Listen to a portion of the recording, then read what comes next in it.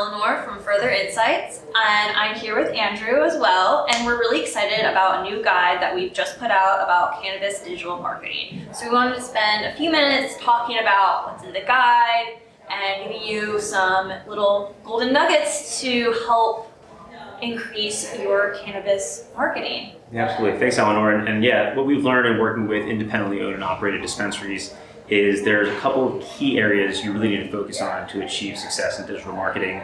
Starts with SEO, then distributed social media, and last but not least is loyalty and automation. So we have really specific advice in terms of what you should be using, how you should be using those platforms for each of those areas. But just to start off kind of at a foundational level, you can't advertise in a traditional way in the legal cannabis industry. So we found SEO is a really powerful way to rank for keywords, to get local visibility, especially in a competitive, hyper-local market like many local dispensaries are. So yeah, we can just riff on that for a minute and talk about SEO, what you've seen work, what hasn't worked, what you like about SEO for dispensaries, what the challenges might be. Yeah, so one of the biggest tools that I use in my position with to increase website SEO is our blog posts. And I found that putting blog posts out monthly, even weekly, is really powerful. But part of the formula to a good blog post is you have to let it sit for a little bit. Is you're not going to immediately be ranking if you pick the perfect keyword for that post. It takes a little bit of time. But blog posts that I've put out for cannabis clients, 4 to 6 months later, that sometimes they get really high positions in those keywords. So it does take a little time, and it also takes consistency to be consistently putting out blog posts. If you really want to have really strong SEO, it's 1 blog post a week for a month, so 4 blog posts a month. And we've seen times where if we have not put out 4 blog posts a month, that we do see a little bit of a dip in visitors to the website. So that right now is our best formula with putting out blog posts for increasing SEO. What keywords have you found to be most effective structurally? Is it dispensary near me, dispensary meaning the city and state? What have you found is really most effective? Yeah, so with those hyper-local keywords, I found that the keywords that usually are the city that you're in dispensary, and also adding another description. So it might be downtown Baltimore is going to be more powerful than just Baltimore. Awesome. And yeah, it's interesting with SEO too, because as much as content, SEO optimized, keyword rich blog posts can go a long way, having your basic infrastructure with Google My Business, any of the cannabis-focused marketplaces that are out there that will allow you to get listed, those listings help tremendously. The caveat is you have to update them and optimize them. For Google My Business, you obviously have to secure your location, but then getting reviews helps increase your visibility there, adding content regularly, updating your specials, and the same with lead maps, so on and so forth. So those things kind of work in parity. The other interesting thing is making sure your website is properly structured is critically important to all this, because if Google can't scrape and read the keywords that you just wrote in your blog post, it's just a wasted effort. So really making sure that you have the right infrastructure out of the gate, that your meta tags are structured properly, your pages are structured properly, it's mobile optimized. And obviously Google has specific requirements and recommendations there, but doing those things in advance before we just start growing our audience and trying to grow at a rapid pace have really helped us gain a sense of what success looks like, how to control growth, and make sure that we have attributable marketing. So that's interesting to see, but it's also great with blogs because it becomes, if you do it right, it becomes the basis of your content marketing strategy.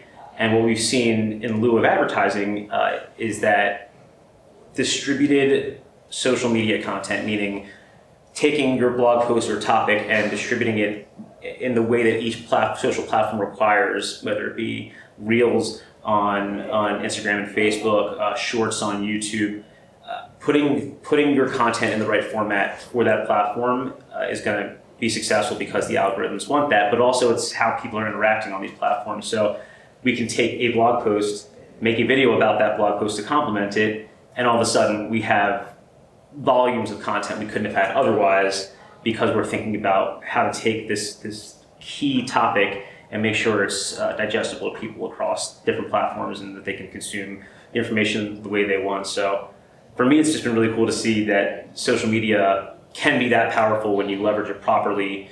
And obviously there's compliance, there's things to consider beyond just the format, but it's something you've really excelled in, is just setting the tone, creating the framework, and making sure our clients understand what can and can't be done, but also kind of pushing the envelope in terms of what's possible. Yeah, and blogs almost work as a wonderful loophole to a lot of compliances with specific sites. Obviously, everything on a website has to meet the state compliance fees and standards, but on social media platforms and also on certain emailing platforms, you can't directly sell anything.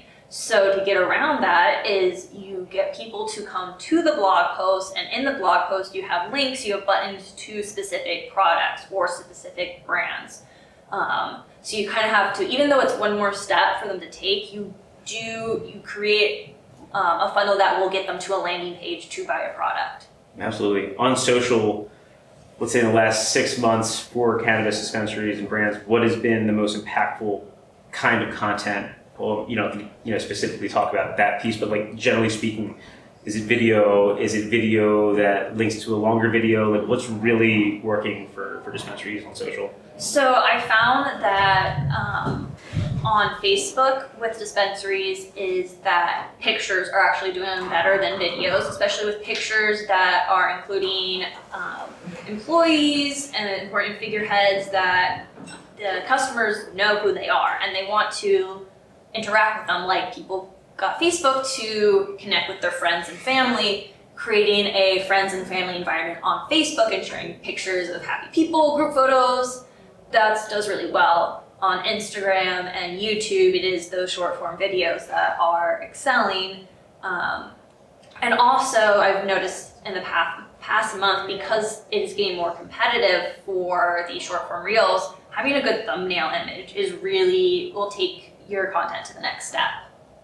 Awesome. And I think, last but not least, and these aren't the only 3 areas, but 3 areas that we think are really important, being SEO, distributed social, and last but not least, loyalty and text email automation. If you've developed an audience to the point where you can, engage directly with them, you have their email and their customers, and you can measure performance by increased revenue per customer, it's really, really exciting from a marketing perspective. And I know we're kind of diving deeper into that territory now. What are your thoughts in general about when, how, and why to use automation, and then what do you think works best there?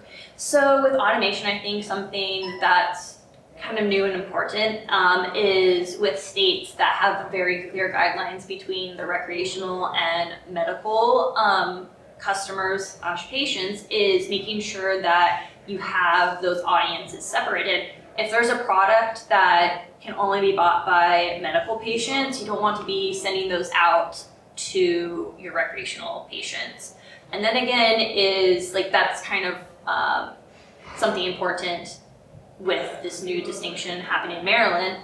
But overall, building a customer loyalty that they come back to your store is huge, and you want to make sure that you are showing them that you have the products that they like in stock. If someone is really into edibles, you want to make sure that you're not sending them advertisements through the loyalty program for flour. Right. That's just, they're gonna get frustrated with it. They're like, I don't go to this dispensary. Or even worse, I didn't look at it at all. Yeah. So creating those automations and kind of list of who is who, I think that's the first step, is really figuring out who are you going to target with these automations, and then building the individual customer background and finding the tags to give them the correct products that they're interested in. Absolutely.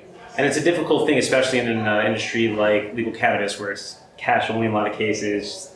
Customer data is iffy at best in a lot of companies. So seeing what it can do when you structure it properly, when you have your point of sale system tied into your online ordering, tied back to a customer record, and you can actually leverage these tools like Dutchie, iHeartJane, FlowHub to get the most out of your marketing, it becomes great because then grandma who's looking for bath bombs is getting specific deals for her. She's getting a happy birthday email with a discount for a product she likes.